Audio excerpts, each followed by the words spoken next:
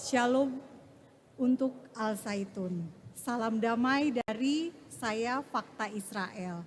Salam damai buat Sheikh Panji Gumilang dan seluruh keluarga besar Al Zaitun. Terima kasih sudah mengundang saya di sini. Terima kasih sudah membolehkan saya datang memakai baju bintang Daud.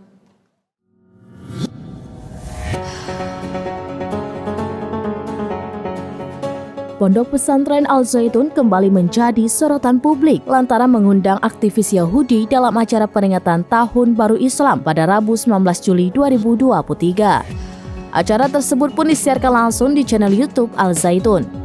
Dalam acara tersebut, Panji Gumilang mengundang aktivis pro-Israel Monique Rikers sebagai tamu kehormatan.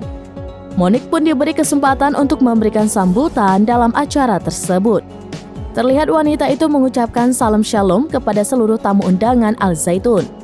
Di awal pidatonya, Monique mengaku bersyukur diperkenankan memberikan sambutan di pondok pesantren meski menggunakan baju bintang Daud.